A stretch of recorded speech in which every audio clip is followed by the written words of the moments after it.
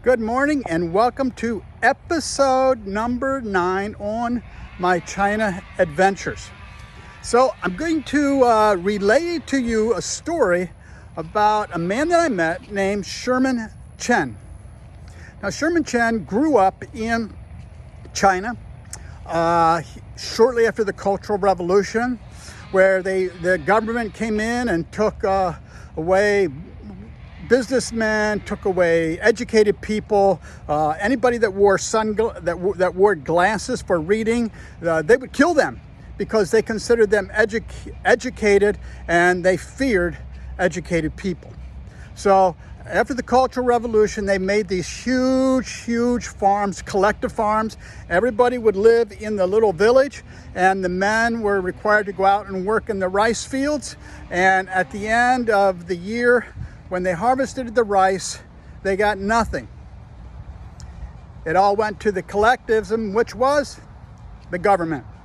So the government got the money, and they got from the rice they used to pay the money to Russia that they had borrowed to help them win the war, the communist takeover. So things were so rough in the village at that time that people were starving.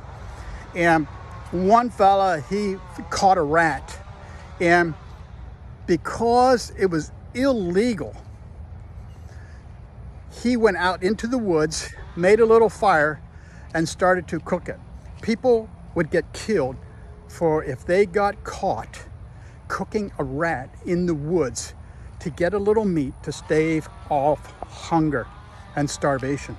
It was very bad. Finally, it was so bad that the government said, okay, each family can have a 10-foot by 10-foot plot by their house to grow vegetables. And he said, you would be amazed at how well what we could grow in that 10 by 10 area, but we couldn't grow any rice. Why? There was no motivation at all. They knew the government was just going to steal it from them, and every day they would get just like this rice porridge to eat, and one day a week it was supposed to have meat in it, but he said you could never find the meat. It would just announce today is the meat with the rice, but you couldn't find any meat.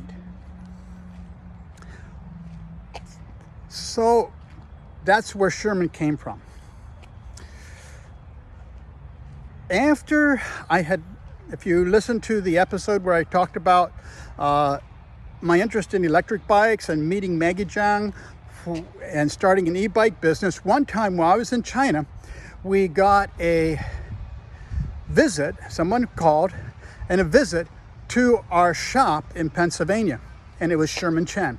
He was interested as an entrepreneur to developing an electric bike business, and he came, and when Ivan Wheeler, who was managing everything for us then, said, oh, Kurt's in China, and began to tell him how I do business as missions, Sherman began to get excited because he was more interested in building the kingdom of God. He was very passionate for his people that were back in China. And when I got back, we began to meet, we began to talk, and he began to introduce to me a whole sphere of people that I never had met before. So much so that and we're good friends today. Actually, he lives not too far from us down here in near Orlando at this time. But he introduced us to people. One time, him and his kids came to help us with a kids camp that we did at one of our Apple Tree English schools. And then after that, we flew to Wuhan. We ended up going to his hometown, his home village. And that home village was very interesting because we drove to the end of the road, then we hiked. We on these dikes because it was pretty flat, and we could overlook the rice fields. There was people working in them. One man, maybe more, you saw in the field behind an oxen, like we did in the 1800s, a single plow working up the field. That's still how undeveloped it was just a few years ago. So we hiked and we hiked and we hiked, and finally we came to this old barn. We walk inside. Around the edges of the barn were all these farm implements, but they had cleared out the center, and there's 100 people there waiting for us. And Sherman turned to me and said, "They've come to hear what you have to say." I was like, "Oh Lord, help me." I said, "What should I say to these people?" And a verse came to mind that said, "We know and we rely on the love of God." And I began for just a few minutes to tell them how your own good works are not reliable enough. The things you've done, good or bad, are not reliable. The only thing that you can rely on is God, and God's predisposition towards you is love, and you can rely and trust in His love. And I explained very simply on how they could come to the Lord. And after just about 5-10 minutes of talking to them, I felt prompted to say, "Is there anybody here that is sick? Because God will show you how you can rely on His love."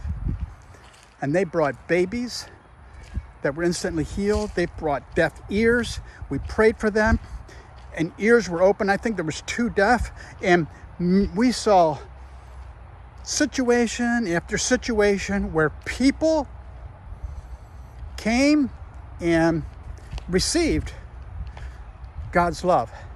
Very, very interesting.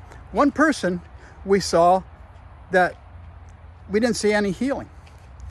And they came and they said, "Now this guy here really deserves to be healed. He does this, he does this, he does this, he does this, he does this. And so he really deserves a healing."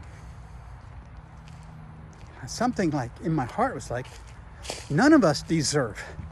It's only by the grace of God. And guess what? That was the one guy that wasn't healed. That time in that village,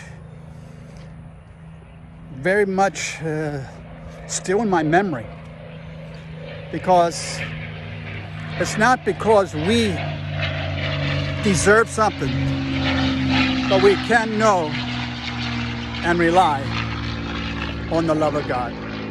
Sorry for that plane going over. I hope you can still hear me. But there I learned a lesson very vividly. That people that would say, "I could rely on God's love," could receive. But people that thought that they deserved something, there was a block for them to receive.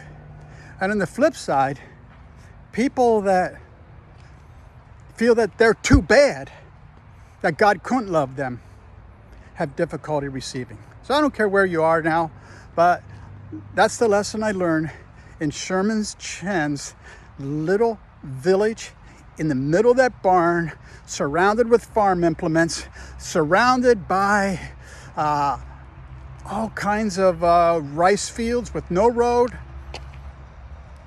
We can know and rely on the love of God. That's episode number 9. I got some other really interesting stories for you. If you've missed some of them, go ahead and click subscribe and to my channel and hit the bell to be notified of any furthers, because I have some other really interesting stories for you. God bless you. Have a good day.